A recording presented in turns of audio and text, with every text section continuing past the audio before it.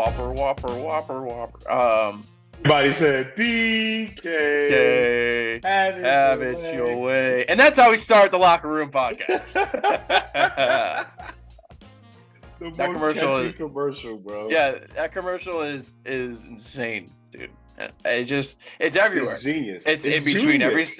it's between every single game. You're gonna watch it. No matter what happens in the game you're watching, you're gonna hear it.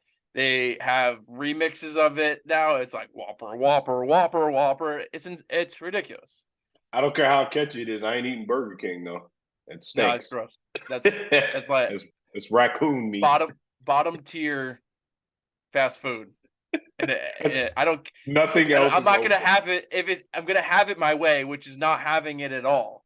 I'd rather make a burger at home. Yes, I would too. And what an interesting way to start this podcast, my friend. Dang it. We give the people what they need. Yes, we do. Now, speaking of giving people what they need, did the championship weekend give what the people need? Yes and no. Okay. Of course, the second game did, even though the officials kind of tried to ruin it. But the first game was very underwhelming. You hate to see injuries play such a large part in the championship game, but they are a part of football. And it's very unfortunate the 49ers ended up with no quarterback and no quarterback who could throw. Josh Johnson is horrible. Newsflash, everybody. There's a reason he's played for half the teams in the NFL, actually more than half. He stinks. He's just not good. And came in, shit the bed, rightly so. But, I mean, all you had to do was not fumble and just not be horrible, and they would have still been in the game in the second half. That's the crazy part. I thought the 49ers defense, Jack, did a great job against the Eagles for as long as they could. When a team is going to run the ball to that magnitude, you can't be on the field all the time because eventually you're going to start giving in. And there was a lot of great schematic things done by the Eagles. That's why we'll as we get closer to the Super Bowl, start really breaking down that matchup. That's why I think they just are the team to beat. Schematically, what they do in the run game, they beat you at numbers, and they beat you with your alignment. Like you saw, they were just gashing weak side gap scheme, and they were pulling Jason Kelsey, and that's how they were scoring walk-in touchdowns. And then when the 49ers adjusted, they said, okay, now we'll do it with Hurts and the running back blocking, so we still have +1 advantage. It's so simple that it's genius. Their RPO game was absolutely giving the best defense, arguably the best defense in the league fits, but I think the Eagles' defensive line made that game underwhelming, Jack.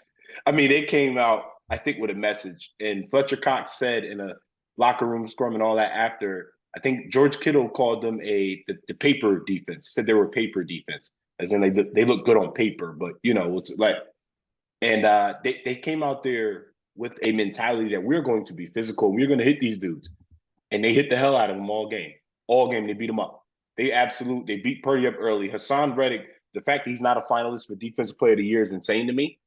He's been phenomenal all season, second in NFL in sacks, on the number one defensive line in the sacks total in the league, in pressures, and win rate. I mean, they're just phenomenal across the board. Fletcher Cox, Jordan Davis, Hargreaves, Brandon Graham. They have so many good bodies. And Ndamukong Suh. Like, they have so many bodies and so much depth that they really just made that game so unexciting. And it's unfortunate because I think if Purdy was there, it would have been a close game. But man, Jack, that Eagles team is just legit. They are legit. It's been a Super Bowl contender since day one. They're starting to prove it. Their road to the playoff, in the sense of the teams they've played and the quarterbacks they've played, a little on the weaker side, maybe the weakest ever. You can only play what's on schedule. Exactly. So they're just playing what's on their schedule. Nick Sirianni, in his second year, bringing a team to the Super Bowl. One of 4 coaches to do it in their first 2 years of coaching. The other one was Doug Peterson with the Eagles. So, I mean, you got to be doing something right. Brock Purdy out for about 6 months with that UCL tear. Again, you wish he was fully healthy. And it was funny, our last episode, I said it's going to come down to health, but I wasn't talking about this game. I was talking about the other game. And it really came down to this game was the health. And you nail on the head. I don't need to talk about it anymore. The Eagles defense was just phenomenal. and they have been all season. They are a loaded talent team on paper and on the field. So, and that's just talk of the tail right there. And for the Eagles, I think we do have to talk about the other game. I think that game brought a lot more to the table in the sense of the back and forth, the suspense, and also the officiating. So Patrick Mahomes, there's no doubt in my mind that he is now and for years to come the best quarterback in the league. He's been.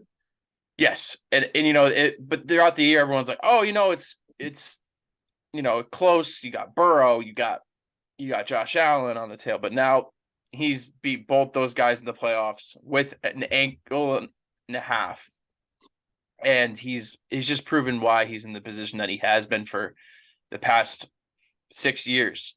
And I think that the Chiefs, again, showing why, even though they made that trade in the beginning of the year, they got all the talent in the world. They're going to win if Patrick Mahomes is under center. They're going to win when they have Travis Kelce, and they keep adding on to that great defense that they have. And they really proved that against the Bengals this week. They definitely did. Two people had generational performances in that game that they will show in their montage when they're in Canton. One is Chris Jones. Chris Jones has been the second best defensive tackle in the NFL for some time now, behind Aaron Donald. But he needed that vintage playoff performance. He had no playoff sacks. He had 2, and honestly could have had 4 if he didn't see all those double teams. I mean, he was absolutely dominant. Lined up on the edge to put Joe Burrow down and stop that drive, in which I thought the Bengals were going to drive down and win it. And Patrick Mahomes. I picked the Bengals to win this game only because Patrick Mahomes was dinged up mostly, and I thought it'd be a close one. But to do that on a high ankle sprain was one of the most amazing things I've ever seen at quarterback. And you could see it start hurting him as the game went on, which I assumed it would. All it takes is a small retweak. Eventually, it was going to get tweaked, and it did. He took a couple hits. He took off when he could. He took off at the end and got the roughing the passer. That was the right call. He did rough the passer. You can call whatever, but it was a phenomenal performance. I mean, that jump throw on 3rd and 10 in the red zone when they're about to settle for 3, that's one of the best throws I've ever seen. If he doesn't throw a laser, if it's not right on point, it's at the bare minimum broken up, and it would have been picked off. I think Valdez-Scantling was so surprised he caught it. The officials didn't even call a touchdown right away because that's how surprising of a throw it was. What we saw from Patrick Mahomes was him showing again he's the most talented quarterback to ever lace him up. And it's getting to the point where it's not close. It's not. Aaron Rodgers was that guy. The gap is starting to grow between Aaron Rodgers. I'm just talking about just talent, most talented quarterbacks to ever play. He's different. He got that dog in him. You can call it whatever you want. He's just absolutely different. The officiating in this game, though, it was horrible on both sides. A lot of questionable calls. I think the most egregious one was we didn't have the clock running, so they made they gave the Chiefs essentially another down, which is insane. You can't let the play run all the way through and then give them a redo, essentially. That was insane. And they got a defensive holding or defensive PI off of that. I just don't think it was just mind-boggling, some of the calls that were made. Some of the calls that were made against the Bengals were bad, I must say. But that's not the reason they lost. It's not.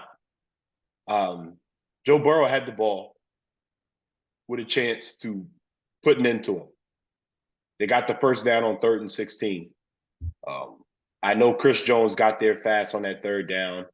I know things happen, but you can't give the ball back to Patrick Mahomes if you're that guy. He had the ball with 50 seconds left and a chance to put an end to it, and he didn't come through. I love Joe Burrow. Joe Burrow's phenomenal, but we got to call a spade a spade. Because if that was Aaron Rodgers, everybody'd be all over. You had the ball with a chance to win, and you didn't get it done. Okay, Chris Jones got there fast. Wasn't everybody telling me Joe Burrow was elusive? He made guys miss before. He just shelled up. Let me see something. I tell you, Pat Mahomes ain't just going to go down, not even on one leg. He's going to try to make something shake. So I don't want to – there's no excuses. He threw 2 interceptions. Joe Burrow threw 2 interceptions, costly ones. So – and Pat Mahomes didn't throw an interception. He just had to fumble. He got outplayed by Patrick Mahomes, and he lost. He had a chance to challenge for best quarterback in the league right now, and he lost. You know, and we call it. We're not going to call it anything else. He didn't come through. Pat Mahomes made the plays he needed to, took off on a bad ankle, and got a rough in the passer, which led to the game-winning field goal. It was a phenomenal game. The officiating has to be better. I hope it doesn't rear its head in the Super Bowl, but this was the game that didn't disappoint, Jack. I really hope it doesn't go to the Super Bowl, man. That like we have an incredible, you know, we're obviously everyone's gonna be talking about it for the next 2 weeks, but we have an incredible matchup the 12th. It's gonna be awesome. Absolutely. The Andy Reid Bowl. The Reid Bowl, the Kelsey Bowl, the Black Bowl. We got 2 black quarterbacks starting in the Super Bowl. We'll get to that a little bit later. I mean, it's phenomenal. I think we're in for a great Super Bowl. 2 really great teams. 2 great teams. 1 great team right here. This team's gonna do their favorite segment. Let's do it. Hey yo, what the? This one's kind of a little off books. So the WNBA has free agency starting, you know, February 1st are the days where the free agents are able to sign somewhere. This signing and news was kind of like on a crazy Saturday with everything going on with college basketball. Yeah. Candace Parker going to the Las Vegas Aces. That is my AO WTF because we're going super teams, huh? I know. So here's what Candace was her reasoning behind going was got her family in the sense of her married family are all in Las Vegas, or the West Coast, I should say. Mm-hmm. So she went there. She was like, "All right, you know what? I'll go back to where my family is, or go to where my family is, and play basketball and continue my career." Yeah. And just so happens that the team that literally just won the WNBA championship, Las Vegas Aces, are there too. So let's join them. I think it's fun on paper, but it's a super team, man. And super team for growing a league doesn't always help. In my opinion, I think it's now going to create a Breanna Stewart going to New York Liberty, which for some reason I'm all for. I think it's just totally different to like if you can't like there's one side of that is like you can't beat them, join them. That's what Candace is doing. Breanna Stewart, hey, let's grow the sport in New York. It's like they got the 2 toss-ups there. But if that happens, that's what's going to be the WNBA finals right there. So my AO is like that's insane. That the fact that she's even going to the Aces. Yeah, Chelsea Gray, Kelsey Asia Wilson, my crush. I love you, Asia. And Candace Parker, my childhood crush, are all going to be on one team. And they will be unstoppable. Becky Hammond is going to coach them. They will be unstoppable. And I actually do think this super team is actually good for the WNBA because it's going to encourage the other teams to get off their butt and spin. Because Mark Davis is going to spin. Oh, they just won a championship? Okay, I'll spend a little more. He don't care. Becky Hammond, the highest paid coach, he's going to make sure everybody get paid. And that's what it needs to be. The other team, you don't like it, other teams, open the wallet. Open your wallet. This team will be unstoppable. It's going to be amazing. I love that. It's box office. That's actually a good point that, you know, for a league that needs to get more revenue, that's going to bring in the revenue. So at that point, it's very, very good. Yeah, my AO is we'll stick with basketball. LeBron James against my Celtics didn't get it. They missed an egregious foul call. It was a horrible missed call. He was for sure fouled. He should have gone to the line. With all that being said, LeBron, you cannot do all of that. It ain't like it lost y'all the game. You still had 5 minutes in overtime. So to do all the theatrics and go down to your knees, LeBron, I think that was OD. I think he completely did the most. He was right to be upset. He was 100% right. Voice your frustration, but you still got 5 minutes to play. And that carried on to the overtime. They came out and started the overtime lifeless, and Jaylen Brown took over. And that's why they lost. You have to be able to go next play. Bad calls happen. Bad calls happen the entire game. It was egregious when it happened. Yes, she got fouled, but you got to move on. So I didn't like. I'm just like, come on. It made me go, hey, yo, what the Bron?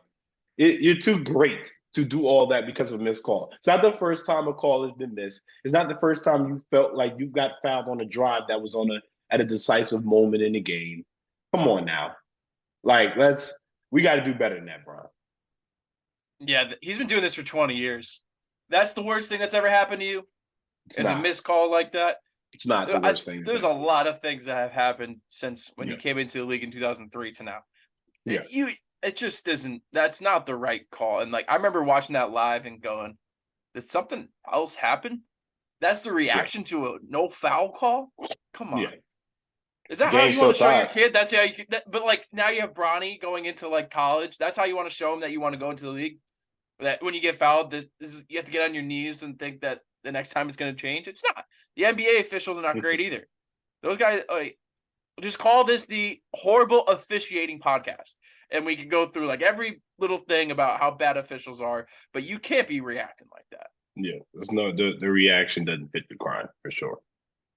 But let's stick with basketball, Jack. Yeah. Jack, they announced the All-Star starters. Mm-hmm. Do you have any issues with the All-Star starters? I do. But I'll let you go first. In the East, I don't. I think the East they kind of okay. got it right. I That's think where I have the issue. If I had to swap out maybe a couple people just because Durant hasn't played. Oh, like stop it. No, okay, no, all right. Let me. Come on, man. I'm not. He's almost the captain. He's almost the captain. I would say probably maybe switch out Kai with Joel. Okay. Maybe that would probably be my one switch in the East. Kai or Donovan for me. Kai or Donovan. Donovan Joel had a needed to be a starter. 70-point game. You know, I know. Either of them. That's why I said either or. Joel Embiid should have been a starter, though. I agree. We agree on that. He needed to be a starter. Yes, I agree. In the West, I know we're big Zion fans. I will hear no Zion slander. It's not a slander. I think if there was one change to make, maybe like a swap for. I feel like I could have been a toss-up between Sabonis or Zion this year. Come on, man. No, don't say come on, man. Look where the Kings are. Look where his stats are. Doesn't matter. All right. I'm just saying, like, nobody cares about Sabonis and the Kings. Zion is one of the rising stars, and he was playing out of his mind. There is no shot Sabonis should be starting over Zion Williamson. No. Heck no. But otherwise, they got it right. I think they did. Luka's been unreal. Curry is playing out of his mind. LeBron's going to be captain as long as he's in the league. Always. And then, Jokic is Jokic. It's been great. So I'm interested. I think the playoff way that they're doing it, where they're announcing the teams before the game starts. I love it. Do you? Yes. That's real pickup basketball. They pick their teams right there, and then they go at it. I love it. So they get reverse. Are they getting reversible jerseys? Reverse, or that's the NBA, Jack. They'll have both of them ready. Right. They just have both ready. I'm saying it more for people that the merchandise to buy it, right? Like the people want to buy the All-Star jerseys or whatever. Now you can buy it in whatever color you want. That's called more sales. You got I like LeBron, but I want to cheer for Tatum, but he's on Giannis' team. Oh, I can still get a Tatum LeBron jersey. It's true. Merchandise. It's all about the bottom line. I just know Joel Embiid should have been a starter. I have no complaints about anything else. But Joel Embiid has been awesome this year. And I don't like the Sixers.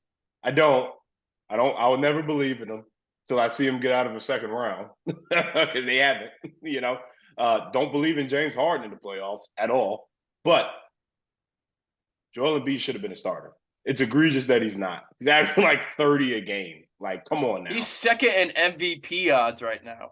Like, how is he not a starter? That's why fans shouldn't have that much control over it. Because Joel Embiid, I wouldn't mind taking Kyrie out, even though he has played great this year.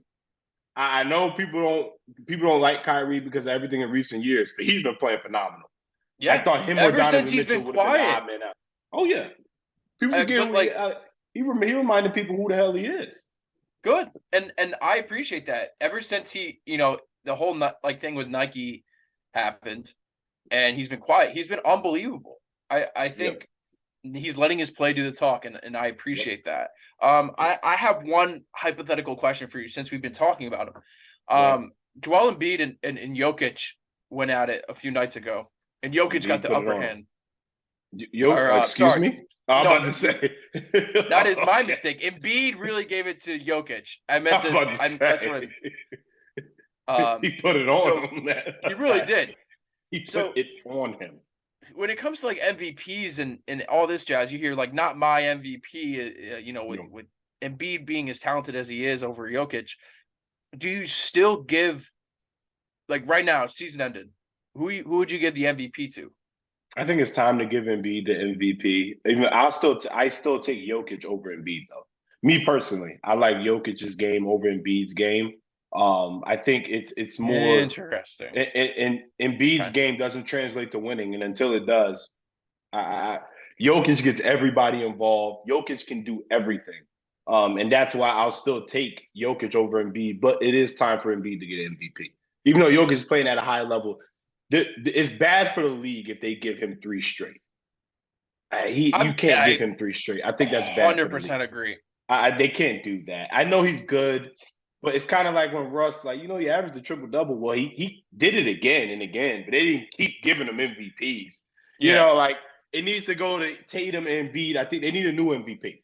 It needs to Yeah. go to Tatum or Embiid or Luka. Luka. It needs to do something like that. It probably won't go to Luka because I don't know if the Mavs will be a high enough seed. Tatum will have a case because if he averages 30 a game on the number one seed, it's going to be hard It's a not slap to in the give him. face. It's a If slap in the not. face. To be the number Yeah. one seed, he's averaging 30 a game. You don't get that. Usually get your MVP. So I don't think it should go to. I think they need a new MVP. And Embiid's playing. He's playing phenomenal again. Yeah. I just had to know. It's interesting to say because It's a fair question. Because I think it's a team you build around him, right? You feel a team the way that the Nuggets have constructed around Jokic. It works great. You got shooters and Jamal Murray. Aaron Gordon is expanding his game to shoot threes and drive. Michael Porter Jr. same thing. Yeah. I think when you have Embiid and he has, just going back to the game against the Magic last night, the attention that Embiid got opened up gaps for other players, but the other players weren't, contributing late. George Niang is gonna maybe give you 2 or 3 threes a game, but he has to be in that wing spot. It's just I feel like with Jokic, it's once he gets a double, he's getting it out quick. Embiid kind of gives him a few dribbles to let the defense come more. He's not as good of a passer as Jokic. He's just not. You're right. Jokic But I is think the best passer from center that the league has ever seen. Embiid's not close to that. I think scoring wise, though, just how aggressive and dominant Embiid is in the paint, that's where I give him the upper hand, and I think that's where I would rather have Embiid. It's way easier to build a team around Jokic than Embiid. Way easier because Jokic he's a point center. I'd rather play with a point center. I would who can score whenever he wants to because Jokic can score whenever he wants to. He just doesn't have to. He can score from anywhere on the floor whenever he wants to and get everybody else involved and take pressure off your ball handler. So now he's going to force. I know Embiid got the best. I don't want people to have recency bias just because Embiid had a great game against him because it happens. Everybody gets got. Embiid is very talented. He's very dominant in the paint, but I'm still taking Jokic. I'm still taking a back-to-back MVP guy who makes everybody better. Embiid doesn't make everybody better. That's the thing. He just does not. That's not what he does. He's a dominant paint beast, but I've seen Embiid be neutralized when it matters the most. I don't really see Jokic get neutralized, man, because his game is not just scoring. So when your game is multifaceted, you really can't really be neutralized because he can always be effective, even if you're double teaming. You double team Embiid, and he doesn't go off for 30-something. Sixers going home. Jokic don't got to score 30-something because he'll give you 22 and 18 assists. And that's why I'll take Jokic. But it's a very tough argument. I mean, they're close. I'm not acting like Jokic is here and Embiid's here. It's close. Yeah. But I'm still taking Jokic. I think it's time we hit the showers. Hit it. It's time for Hit the Showers. on the Locker Room Podcast. Jack, we got two black quarterbacks facing off in the Super Bowl for the first time ever. And I think this is just phenomenal. I think this is nothing short of phenomenal. And it's good. It's good for black people. It's good for the league. And this is where the league is headed. This is about to become the norm once these old dinosaurs retire and Brady and Rodgers and then Stafford and because everybody's going to be athletic black quarterbacks. Funny that there was a time when they wouldn't let us play quarterback. They didn't want the black quarterback. There was a stigma around them. Now everybody wants one because you need an athlete in the pocket because pass rushers have become so good. So it's great to see the league growing in diversity. And now black people, black men having the opportunity to lead and be the face of NFL franchises. That's where this has been headed. That this is about to become the regular. And I love that. I absolutely love it, Jack. I think that's phenomenal for the game and advancing the game. And we've kind of gotten rid of that stigma. And I think we're just pushing everything forward. And so I'm just happy to see it. I didn't know Patrick Mahomes' dad was that black. I just want to come out and say that. Pat Mahomes is mixed, but his mama genes are strong. But his daddy, when I heard him talk after the game, like there's black Jack, there's black, then there's black, then it's blackity, black. His dad is blackity, black. You can hear how he talk. He look like he'll fix your alternator right now, and he smokes menthol cigarettes. That's how black Patrick Mahomes Sr. is. I was like, wow. I didn't know. There's levels of it, Jack. And I'm like, wow, like we got two strong black men heading off in the Super Bowl, man. I love it. It's the future. Absolutely. The future. So we got the future for me. It's a quick shout out to Taylor Robertson at Oklahoma. She is the future of women's basketball in the sense of shooting. She is now the greatest shooter in history of women's basketball. She broke the 3-point record during the loss against Iowa State this past Saturday. She has a career total coming into tonight of 503 3-pointers. She was invited by Steph Curry to go to the game last night in Oklahoma City. And they got to hang out pregame and everything. And I thought that was really cool by Steph. So shout out to Taylor, shout out to Steph. That was an awesome opportunity. She's notorious for putting up 3 signs no matter what. It doesn't matter the situation. Get back on defense. She's holding up the 3 signs. Her game's awesome. Curry's game, obviously, still awesome. It's great to see that women have the chance to break records too and get noticed, especially at the highest level, and ball out. Everyone talks about Caitlin Clarks and the AZ Fuds, Paige Beckers. So it's good that somebody in the Big 12 gets a little bit of recognition too for women's basketball. Super happy for her. I mean, that's phenomenal. I'm still going to go with Caitlin Clark.